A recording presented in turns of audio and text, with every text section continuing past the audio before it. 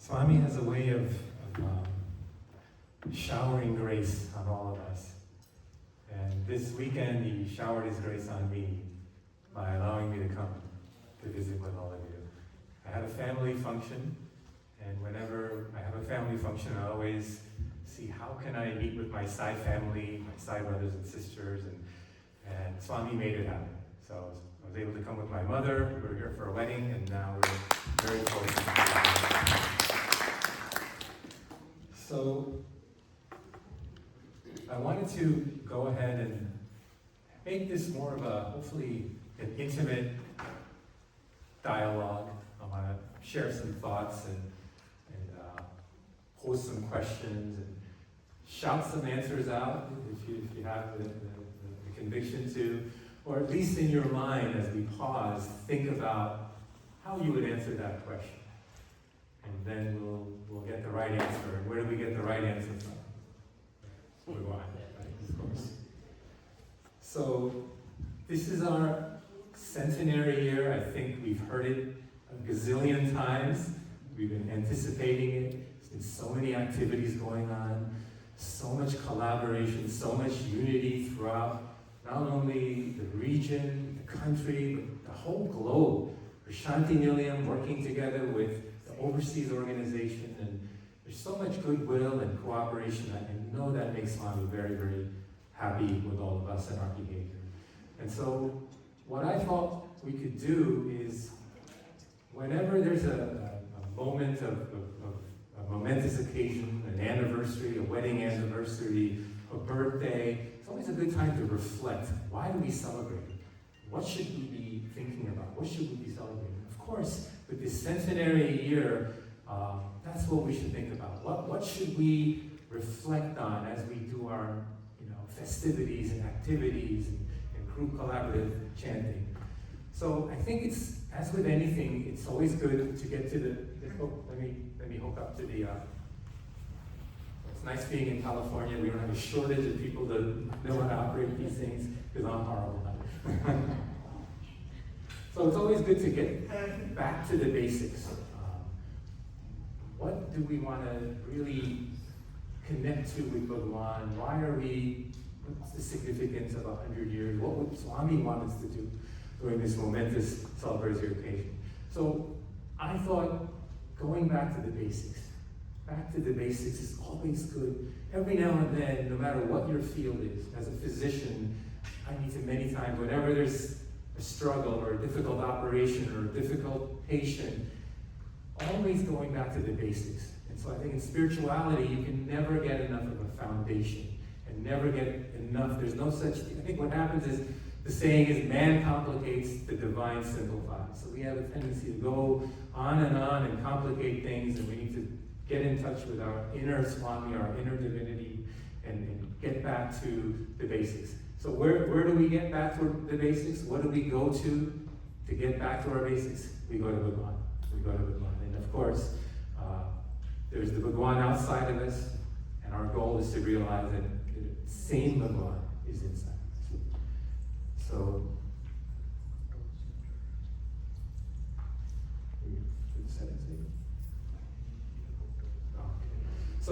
so one of the things with going back to the basics, we have so many, nowadays, Swami has given us all the answers, right?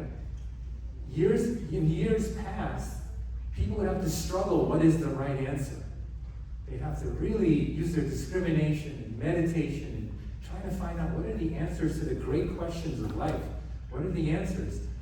We're so lucky. The Avatar has come and given us. We have all the answers. The most perplexing questions, we have the answers. So the hard part, and again, not only with Bhagwan, but even in this age, this information age, any 5-year-old has answers to the most sophisticated questions with the AI technology and the internet and the connectivity. So information is really not so important. It's the transformation. It's knowing what information we take in, what information we don't take in, how do we filter that information, and then of course, how do we apply that information? And Bhagwan has given us this information for decades. So what has Swami taught us? And I think that's what I want to share, and all of us can ponder this together. So in the first World Conference, 1968, Bhagwan gave us some direction. Swami declared that he wanted a world, he wanted an organization, and he, as with anything Swami does, he gives you details. When he built Prashanti Nilayam, when he built Cycle Wind Hall, what did he do? He focused on the detail. What color is the paint? What color is the tile? All the details. The details are very, very important. Nothing is insignificant for Bhagwan. So in 1968, Bhagwan, when we go to Prashanti over the years, right? We would go with our centers. Not all of our center members could come with us sometimes. And if Swami was fortunate enough to give us an interview and we interact with Bhagwan, one of the things that was always asked, Swami, what message can we bring back to our center, right? Swami, what can I tell? What do you want? What can I bring back to the Sacramento Center? What can I bring back to the Atlanta Center? This is something. So Swami said, back in 1968, Swami said, many of you plead for a message from me to take to the Samiti of which you are members. Well, my life is my message. My life is my message. And Swami says in that same discourse, of what avail is it if you simply worship my name and form? Without, doesn't mean you don't worship the name and form, but without attempting to cultivate the samatva, or equal love for all that I have, my shanti, or unruffled equanimity, my prema, my sahana, my ananda, my bliss. So when we worship the name and the form, that needs to get us to these qualities that Swami exhibits, that he wants us to exhibit. And there's no dearth of resources. We've always had the Vahinis, we've had all the discourses in printed material. The Indian organization a number of years ago collected all of Swami's discourses pertaining to the organization. How does he want Bal Vikas to run? How does he want centers to run? How does he want study circles to be done? How does he want bhajans to be done? Again, Swami left no detail out. The answers are all there, and they're compiled beautifully. And I would encourage everyone to regularly go back to these discourses. And what has Bhagwan said? What instructions has he given? And now, of course, with AI, we have our own Sri Satya Sai Sahitya. So it's a wonderful, wonderful tool. Any questions you have, play with it. See, what does Swami say? Of course, do it with reverence. Don't do it just as a casual trivia. Do it with reverence and a prayer. Bhagwan, I have this earnest question. Please guide me with this answer, Bhagwan. So, who is Sai Baba? Who is Satya Sai Baba? I think if we're going to start with the basics, that's a great basic to start with. Do we really know who he is? Can we really know who he is? So what does Swami say? I am neither guru nor God. I am you. You are I. That is the truth. There is no distinction. That which appears so is the delusion. You are waves. I am the ocean. Know this and be free. Be divine. How powerful is that? How often do we reflect on this type of a statement? And this was back in 1970. So why did Bhagwan come? Why does the Avatar come? Why did he come? And Bhagwan beautifully, when he visited the great continent of Africa, this is what Swami said. I have come to tell you of this universal, unitary faith, this atmic principle, this path of love, this duty of love, this obligation to love. Believe that all hearts are motivated by the one and only God, that all faiths glorify the one and only God, that all names and all languages and all forms man can conceive denote the one and only God. And his adoration is best done by means of love. So a lot of these quotes, and forgive me because sometimes I might get emotional, because When I read Swami's words, I get emotional. So what is God? Right? In this day and age, we all try to attempt to understand the unlimited with the limited, right?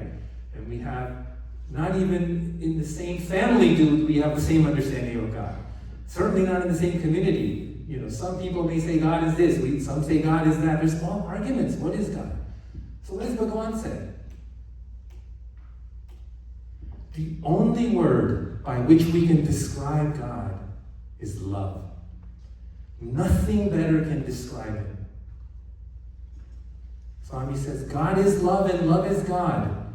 When you hold on to this principle of love and develop love-to-love relationship, you will attain the state of non-dualism. So, these great questions of life, who are we? How did we get here? Who am I? What is the universe? Right? All of these philosophical questions that the ancients deliberated and contemplated on over eras and yugas. So what has Swami given us? Swami tells us, the essence of his message, there's only one. There's only one truth. There's oneness. That's it.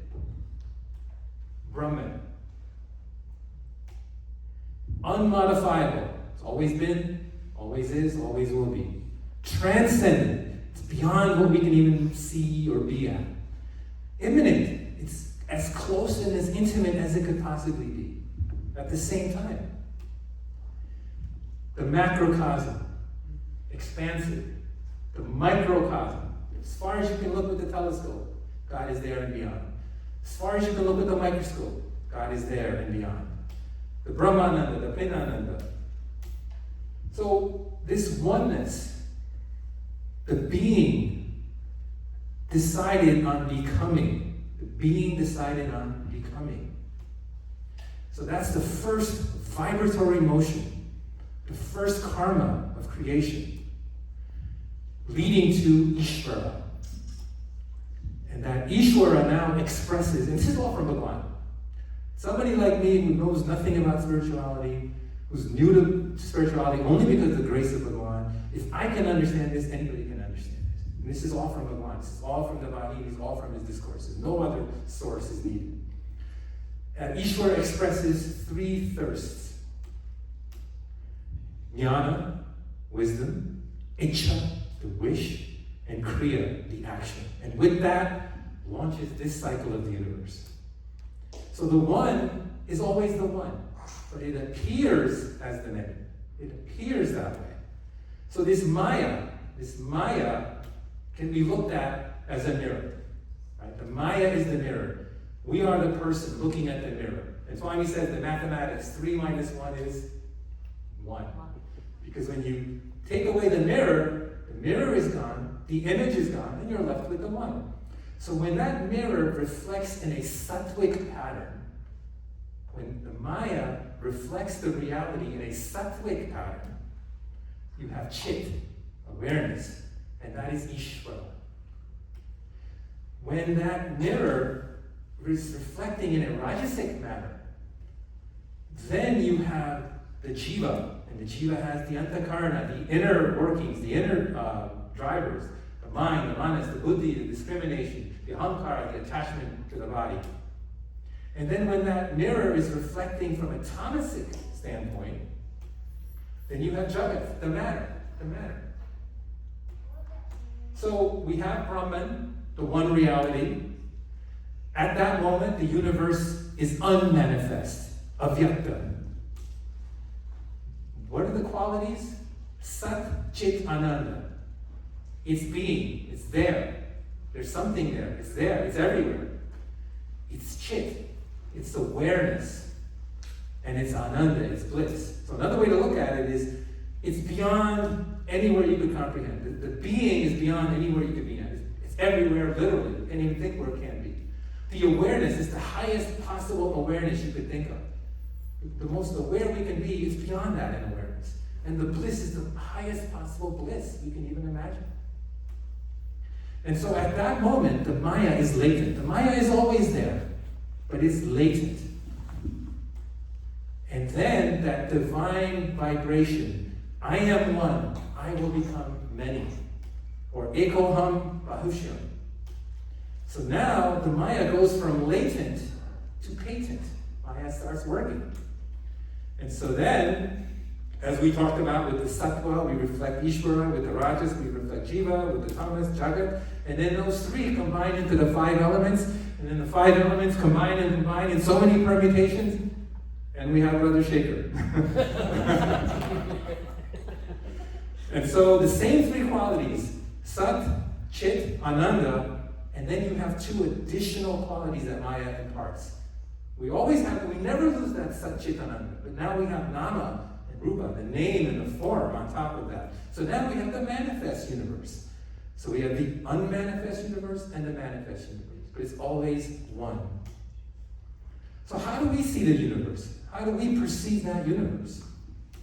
Well, it's not Satya. We're not seeing it as the one, right? We're seeing so much variety.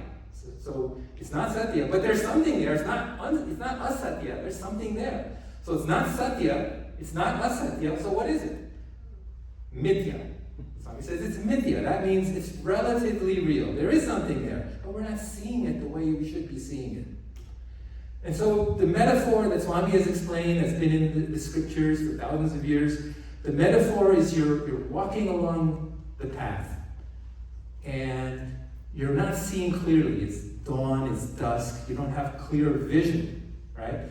So you're walking on the path, and you see something, and you think it's a snake, and you become terrified. You could become, depending on your nature, you might become angry, you might become violent, you might become scared, you might become reflective, but you're being deluded into seeing something that makes you behave in a certain way. So that's a metaphor, and in that metaphor, once you turn on the light, now you realize it's not a snake. I mean, it's not a snake, it's a rope. It's just a rope. So the fear goes away, all of these emotions go away, it's just a rope. So what does that represent? That means when we see things with the power of Maya, all of this goes into play. But when we can turn the light on, when we have that vision of the divine, that experience of the divine, then we see things for as they are. So before, God told us God is love. Nothing describes better than what's in what is love. What is love? Have you ever tried to define? Why don't we take some responses? Anybody want to share what is love? How do you define love? Or think about it. You don't have to say it out loud, but think about it. If somebody, your 5-year-old daughter and wants to know what is love, your colleague at work wants to know what is love, you're a professor, your student asks you, what is love? What is love? How would you answer that person? So what does Swami say? What does Swami say about love? Swami said love is the first quality. Love was the first quality to emerge in the process of creation. All other qualities came afterwards. Love is fundamental. We start with love. Therefore, fill your hearts with love and base your life on it. And by the way, please give me a 5-minute warning, because I will not know where I am. I'll just cut it short. So I don't want to go over. So give me a 5-minute warning. So what else has Swami said about love? Love is life. Love is the very nature of life.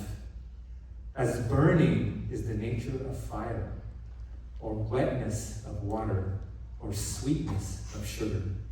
In fact, love is life. Love is life. Love is beyond mind and speech. Love is the fruit of love. Love is comparable only with love. Love can offer only love. Love cannot be described by poetry. As beautiful as poetry can be, it cannot describe love. It cannot be proved by the mind, as sharp as the mind can be, or the spoken word. Love binds us together.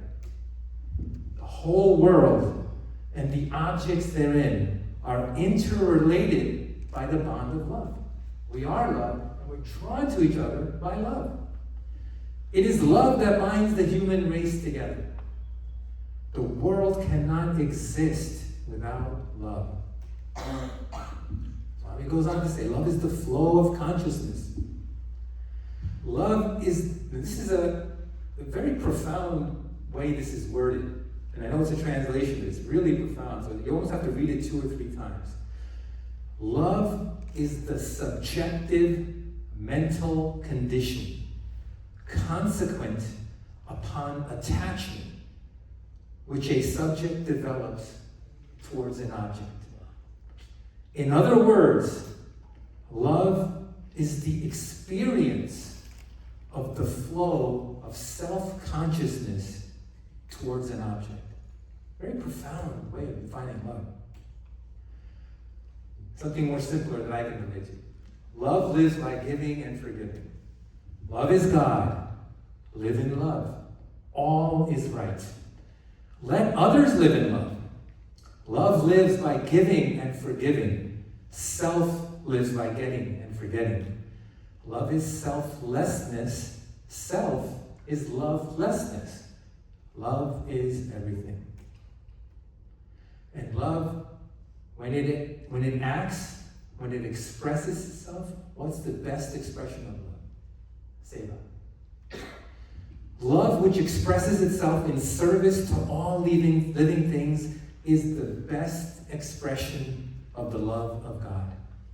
There is no true devotion without such love. It is love which is unchanging and which does not mind any sacrifice in serving others. Love is free of expectation. The person filled with love of the Lord has great peace of mind, is pure at heart, and unruffled by the adverse circumstances, failures, or losses. Love must be free from expectation. Love which arises out of a desire for something in return is not true love. That's a business transaction, as Swami likes to say. Develop totally selfless and motiveless love. And finally, love leads to oneness. We go right back from what we talked about before. So what is the purpose of life? One way to define it is to go back home. To leave home, enjoy the experiences, and then come back home. That's one way to define the purpose of life. Liberation happens when you love every being so intensely that you are aware of only one. So some stories. There was an interview, and the students were gathered around Bhagwan, the professors were gathered around Bhagwan, and one of the professors, a distinguished elderly gentleman, posed a very sincere question to Bhagwan.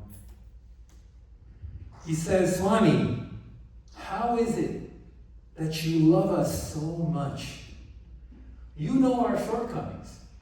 In fact, most of us do not even deserve your love for all the mistakes and sin we commit. So, side story. Back in, I think, 2002, I was there at the medical camp, working in the hospital and doing seva in Prashanti Nilayam.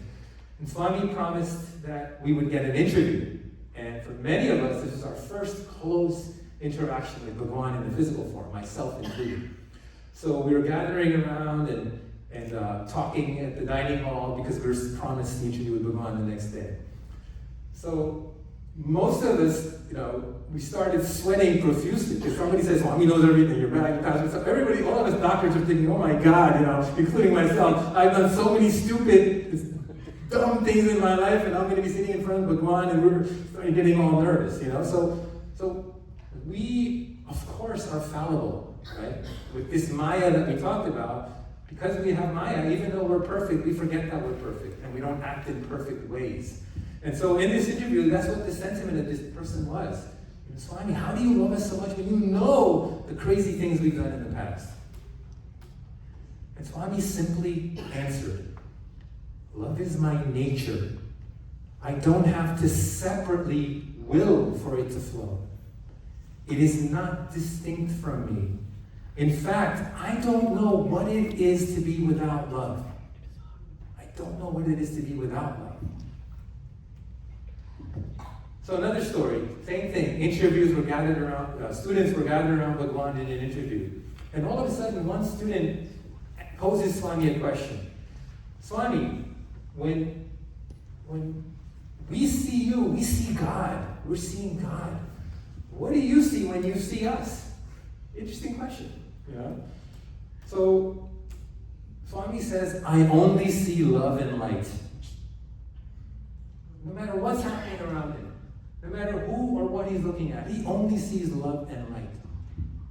At another interview setting, similarly, Swami said, boys, as I see you all, I can only see an ocean of light, the light of universal consciousness.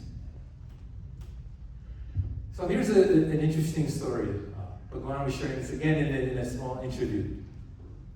We all know the story, and of course you all know it better than me, so correct me if I'm making a mistake. We all know the story in the Ramayana where Vibhishana came and surrendered to Rama, right? He was in the other camp, he was always chanting the Lord's name, and he came to the camp and he offered himself to Rama. And all of the advisors and counselors were like, hey, what are you doing? You know, this guy is on the other camp, he could be a spy. You know, all of these things that we would all think of when we're ready to battle in a war, you know. But Rama accepted him. So after Vibhishana surrendered and Rama accepted him, Rama made the statement, I give refuge to anybody. Whoever surrenders to me, I give them refuge. So then, one of them, Anga, asked this question. What if Ravana came and surrendered? What if Ravana came and surrendered? And what does Bhagwan say? Rama answered, if Ravana came to surrender, I will go to Bharat and ask him to give Ayodhya throne to Ravana. That is our Bhagwan. That is love. That is Bhagwan. And if we can just look at that, then any other instance we come across in our lives, when we're coming up across challenges, it would be good to just pause and reflect on this. Another story, very touching story. In the olden days, Swami would go, he visited probably every state, community, so many communities in India throughout the years. And he went to, and usually what he would do is he would stay at a wealthy person's home, right? And sometimes that would draw criticism. But of course, why would he stay at a wealthy person's home? Because if he stayed at somebody that didn't have means, they would be put to so much trouble to cook for Swami and his entourage. And then there'd be no space. And when Swami comes, so many thousands of people want to come. So usually these people have the facilities to set up to cook for people, to have a lawn where they can sit and wait. So there's always a purpose. You know, it's very easy to criticize the good when you yourself are not good. And I'm including myself. So Bhagwan would go to people's places. And he was at a rich person's home. And as we don't know how, but word gets around when Swami goes, there's no announcements. Thousands of people will get there even before Swami does. And this cobbler, this very meager means cobbler with tattered clothes, wanted to offer something to Bhagwan. And he, of course, couldn't get real flowers. So he went to the field and picked up some raggedy flowers, and he held them, and he's sitting in line, waiting for Bhagwan. And he comes up, Bhagwan takes his rounds, he comes up to the person, and he takes his flowers. And he asks the person, what do you want? The person was overwhelmed. He had no idea Bhagwan would take his flowers. And the person said, Swami, come to my home. And Swami blessed him and walked away. And then the poor guy was saying, oh, I didn't tell Bhagwan where I lived. He was so dejected. And Swami left. He sat there thinking, what am I going to do? And then finally they kicked him out because everybody was gone. And a day or two went by and the guy was so distraught. Oh, I never told Bhagwan where I lived. So he's walking down the road a couple of days later, and a car comes up right behind him. And he was startled to see a nice car like that, and the window comes down, and Bhagwan is in the seat. And Bhagwan beckons him into the car, and he was just completely overwhelmed, and without saying a word, Bhagwan says, I'm coming. I said I'll come to your home. I'm coming to your home. Without giving him directions, Bhagwan telling the driver, make a left here, make a right here, go down this gully, go down that gully. Bhagwan directed them to the house. So the house, if we can call it a house, was a mud hut, torn thatched roof, no furniture, maybe a broken cot. And this man all of a sudden, so happy Bhagwan came, but all of a sudden the practical things start coming to his mind. can I accept the Lord? I didn't know he was coming. It's not clean. We have nothing to offer him. The poor man was so distraught. So Bhagwan immediately said, don't worry. And Bhagwan manifested some material and distributed to the family. And he allowed the wife to make some little biscuit or something. He ate the morsels of whatever humble thing that he could get. And Bhagwan then said, I have come to give, not to take. So I think that's a lesson for all of us. Number one, he knows everything. Number two, he responds to any earnest prayer. And number three, he doesn't want anything from us. He doesn't want flowers. He doesn't want this. He doesn't want that. He wants qualities. That's what Bhagwan wants from us. Humility, love. That's what Bhagwan wants. What else can we give him? Who already is the owner of everything. What can we give him? So what is Swami's real miracle? And give me a 5-minute warning when we're closing. 5 minutes? Okay. So what is Swami's real miracle? And Bhagwan says it beautifully, of course. People talk about Swami's vibhuti, sacred ash, and Swami's miracles. But the real miracle is Swami's boundless love. It is this love which is inspiring countless devotees to engage themselves in selfless service. There is nothing greater than this love. You have all been drawn to me by this love. To give love and to receive love is my business. So that's the miracle of Bhagwan. You know, we get caught up in fancy stuff, right? Bhagwan materializes a ring. Well, guess what? The ring he materializes is no different than any other ring. It's the same as the ring that comes into the shop. It's the bhava, the feelings you have, the bhava, the love that he infuses. That's what's powerful. So yes, it's nice to get those rings, but why are the rings powerful? The rings are powerful because the rings evoke that quality within us. It allows us to open our hearts. It's a vehicle for us to discover our own profound love that's always been there, waiting to be tapped. So with that, I want to thank all of you for allowing me to join during this busy weekend, and so blessed, and it was such a surprise that you have this wonderful, wonderful blessing of a building. It can only be Bhagwan's Sankalpa. Nothing else could. I heard the story behind the scenes. Brother Sridhar was telling me how this happened. This is only Bhagwan's grace. No way can this happen like this without Bhagwan's direct hand in all of this. So you are so blessed to have this facility. More important than the facility, you're blessed to have each other. Because nothing is more powerful than satsang, the company of the holy. And you are all very holy, and I'm privileged to be here. Jai Sai Ram.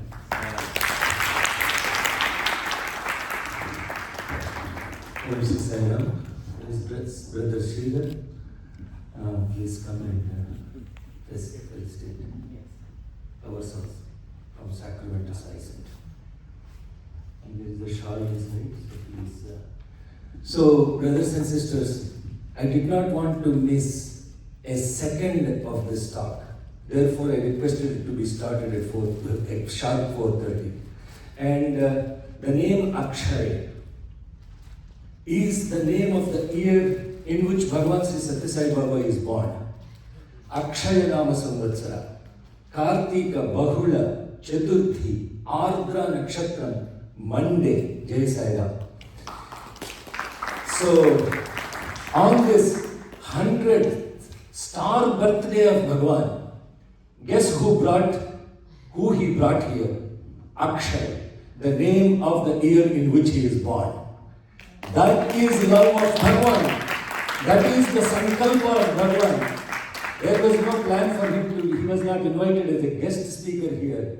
100% he said, I want to be in the Sai Center and I want to show my love to Bhagavan, his humility and his incredible wisdom that he has shared, of course that of Bhagavan, but to express that wisdom of Bhagavan requires a pure instrument.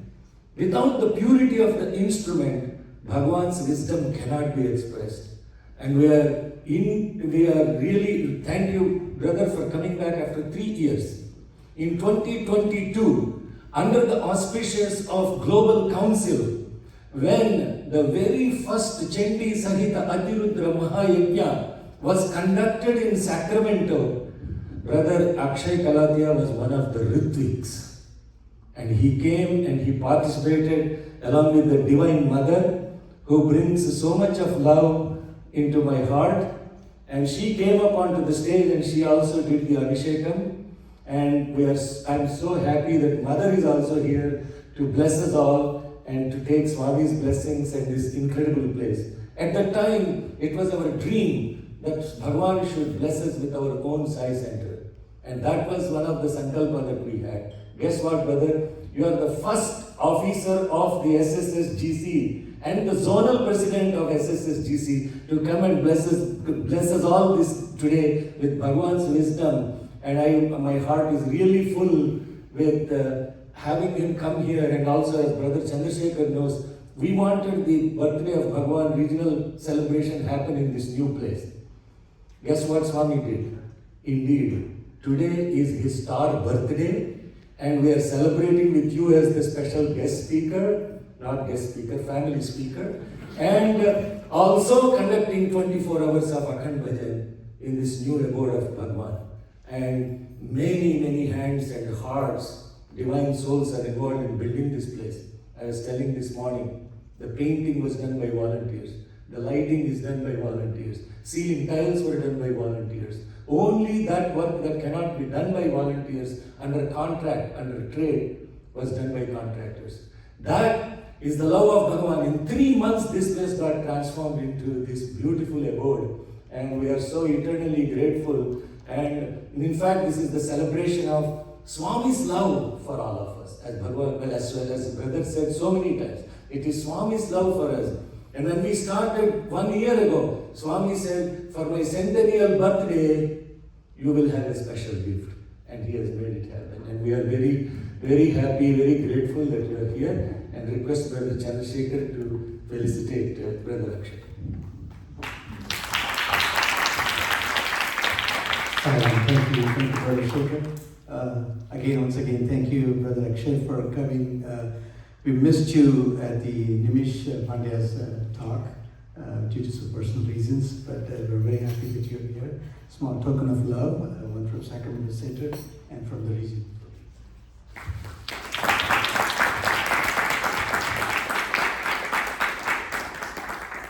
Brother Akshay had also plans to go to Southern California to meet the counterpart of our region, some centers there, but he couldn't go because of family reasons. Again, he's traveling with his mother and also the family function. But we hope that he comes again and visits us, along with Balu as well.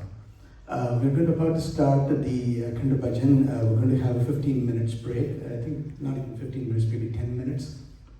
Start at 5:30 with the Vedam. I want to just recognize all the volunteers that have been part of these planning meetings.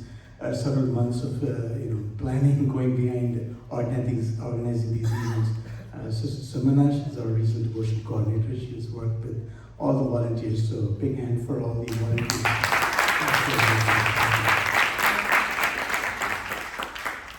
All right, with that closing words, I will look forward to everybody coming together and singing glory for Bhagavan. Jai Sai Ram.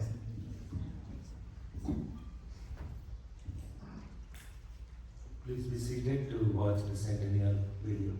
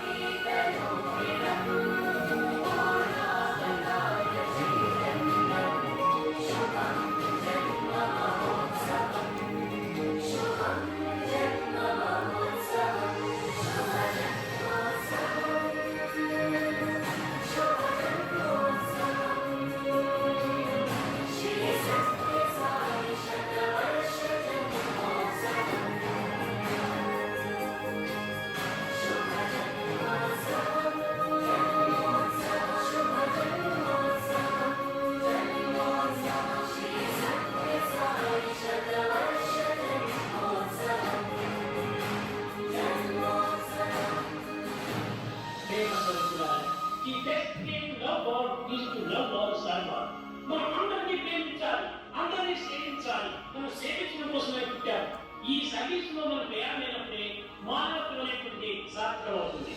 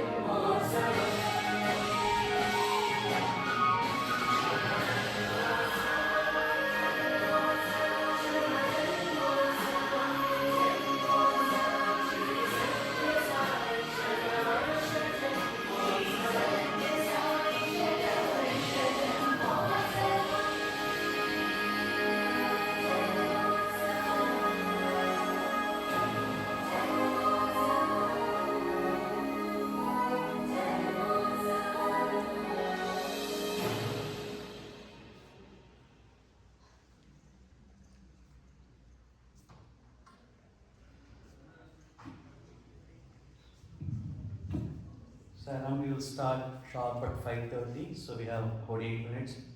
So any breaks quickly go on the back in the prayer hall. Just a few operational logistics of the facilities. Restrooms are behind this hall. Dining room is all the way there. And there is a water fountain right at the beginning of the dining hall before the kitchen. So please, if you have a water bottle, kindly fill your water bottles and keep them with you. Do not carry plastic bottles. We will not have plastic water bottles available for people. And also there are shower rooms if it is at all required by anyone. There are two ADA compliant shower bathrooms there. There are 2 rooms in the back for SSSC activities, and this area here is for people to rest, and women who want to rest should go through this door, and men's rest area will be on the other area. Oh, did they change that? No, that's right. Men's is no, this. Okay, this is women's area and that is men's area. So where there is Swami's room, that is where men are going to sleep, and women's area is this side. So those are the rest areas. And there is also some condiments available like lavang and kantil, etc. if you want to freshen your throat as well. Om Sri Sai Ram.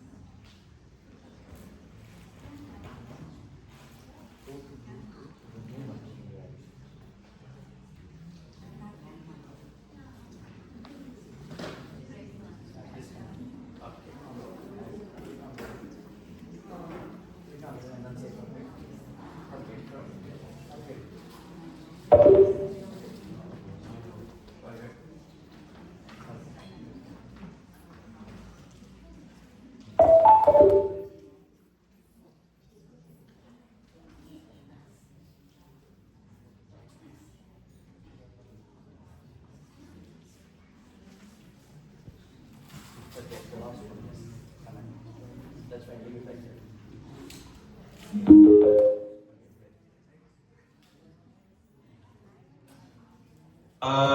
ईश्वराय विद्महे सत्यदेवाय धीमहि तन्नः सर्वप्रचोदयात् ॐ ईश्वराय विद्महे सत्यदेवाय धीमहि तन्नः सर्वप्रचोदयात् ॐ